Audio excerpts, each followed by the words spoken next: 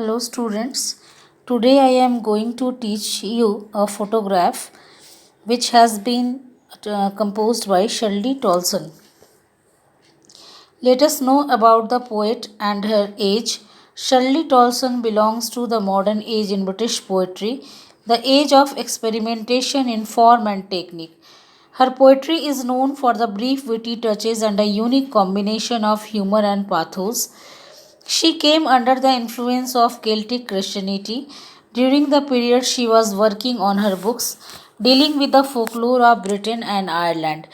She seems to have imbibed in her life very strongly the impact of religious persons and saints. Among her notable writings are the Celtic Alternative and the Celtic Year.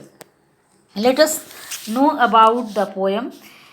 In a photograph, the poet deals with the commonplace theme of the impermanence of life. Decay and death are an integral part of human life. With time, man loses his youth and strength, then one day he is no more. What is left behind are sweet and sour memories which are often evoked by some photograph. Looking at the photograph of her mother, the poet recalls how her mother would laugh while looking at the photograph and would recall how they were dressed for the beach where the photograph was taken. The mother is now no more, nothing remains of her but memories. There is only a silence and a void to reflect upon by the next generation. The realities of change and death have to be accepted. Now, this poem is the reminiscence of the poet and the temporal nature of human life. Summary. The poet looks at the photograph of her mother and her two cousins. The photograph was clicked by the uncle when she was not even born. Now her mother is no more. The photograph shows the cousins on the either side of the mother holding her hands. The three of them smiled at the camera as the breeze ruffled their hair. The poet observes that the mother's face was sweet even then. Her face changed while the sea remained unchanged. The poet recalls how her mother would become nostalgic looking at the photograph. She would recall how they had been dressed and photographed on the beach. Her laughter at the moment still haunted the poet, even though nearly 33 years had passed since she died. Now nothing remains of her but silence. There is nothing to comment upon a sad event like death. So, the poet remembers her mother who died about 12 years ago.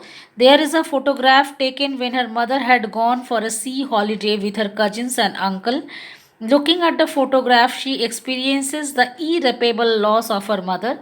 The poem basically talks about death can silence you and leave you speechless. Let us glance at the poetic lines of the poem. In the very first stanza, the poet describes how the photograph was taken. Her mother's uncle looked at the photograph and told them to stop and pose. Here, the lines are the cardboard shows me how it was when the two girl cousins went paddling, each one holding one of my mother's hands, and she, the big girl, some 12 years or so. All three stood still to smile through their hair at the uncle with the camera, a sweet face, my mother's, that was before I was born, and the sea, which appears to have changed lace, washed their terrible transient feet. The cardboard shows how the two female cousins were paddling in the sea, each holding one of the poet's mother's hands. The poet's mother was the eldest of the three, about 12 years old then. All the three girls smiled through their hair at their uncle's camera for a photograph. The poet's mother face was quite pleasant to look at then. It was before her birth, obviously the poet's birth.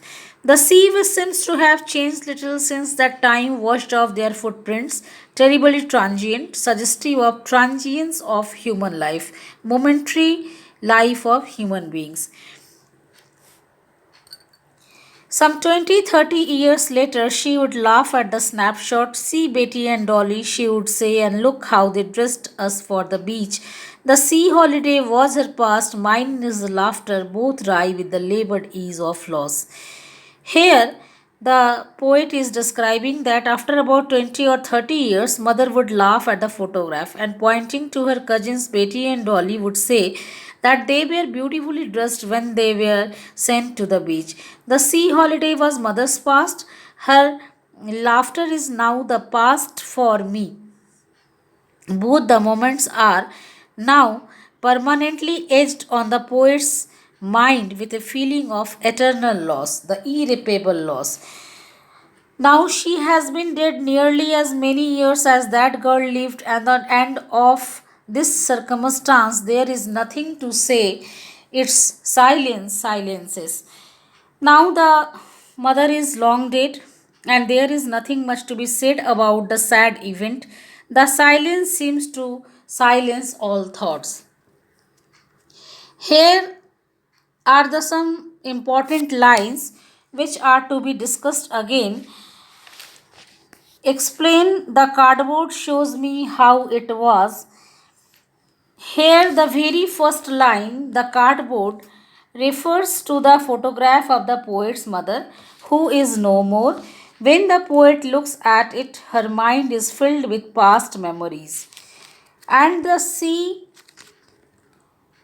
which appears to have changed lace, the sea which forms the background of the photograph has not changed over the years, whereas the mother in the photograph is dead and gone. Man's life changes and comes to an end. One who is born on this earth is destined to go to the grave, whereas nature is permanent, whereas nature, which has been represented through the sea, is just unchanged. Next important line is washed their terribly transient fate. The sea waves washed away the girls' footprints soon after they were formed. The girls themselves were removed by the tide of time. Transience of human life and everything connected with it is a sad fact, though it is harsh, but it is true, which has to be accepted. The fourth one is the sea holiday was her past, mine is her laughter. When the poet's mother was alive, she would look at the photograph only to be lost in the memories of her youthful past. Now, when she is no more, the poet looks at the photograph and recalls how her mother would laugh innocently at the sight in the photograph. Very important explanatory line is again the last line of this stanza, which is like this: both lie with the labored ease of loss. Change and death are unavoidable. One has to accept them. With the passage of time, man loses much that is precious to him in life. He is compelled to accept his loss with ease. And of this circumstances, there is nothing to say at all. The loss of her mother has left the poet speechless. She is haunted by the void her mother's death has created. Nothing is now left for her to speak about. So, the last line of this poem is: Its silence silences. Death leaves behind silence. Its silence silences everything else in life. This silence reveals human helplessness against the harshness of death.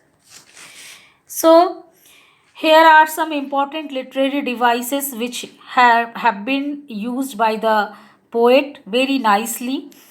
Alliteration: the poet has made a deft use of alliteration in the poem. Alliteration is the close repetition of the same sound in a line. All three stood still to smile through their hair. Repetition of S and the sounds. Their terribly transient fit repetition of T sound. Its silence silences repetition of S sound. Thereafter, transport epithet has been used by the poet in a wonderful way. Human life is very short lived, transitory, and temporary as compared to the sea, which is a symbol of permanence, immortality, and eternity. The poet uses the phrase terribly transient fit to highlight the momentary nature of human life. The life of a human being is nothing as compared to the life of sea. Sea is permanent, whereas human life is momentary. Thereafter, oxymoron, a paradoxical utterance having two contrary terms, is called oxymoron, loving hate, I burn and freeze. In a photograph, the poet makes use of oxymoron in the labored ease of loss. Labored conveys that both the poet and her mother were struggling, trying to cope with their loss, yet both realized that the loss was final and they had to accept it. Therefore, labored ease of loss is an oxymoron, a poetic device where two opposites are used. So, finally, the poet the poet has beautifully described the impermanence of life. She tells that decay and death are an integral part of life. The message is the message is about the poem that human life is short lived. Decay and death are irreversible facts of life. Those who know and remember these facts are able to live better. Those who ignore these facts lead a hollow and superficial life. People people must keep in mind that each one of us is bound to suffer from ravages of time. We would lose our youth and beauty soon and grow old. This is a natural process. In old age, we are sure to face many problems owing to physical and mental weaknesses. Old age leads to the end of everything. If we keep these things in mind, we would remain humble, polite, kind, and generous. We would not boast of anything. We would not feel proud. We would try to help others as much as we can. We would try to make our life as much meaningful and worthy as we can. That is why our all religious scriptures or other religions impress upon us to keep death in mind every moment of our life. So, thank you for watching.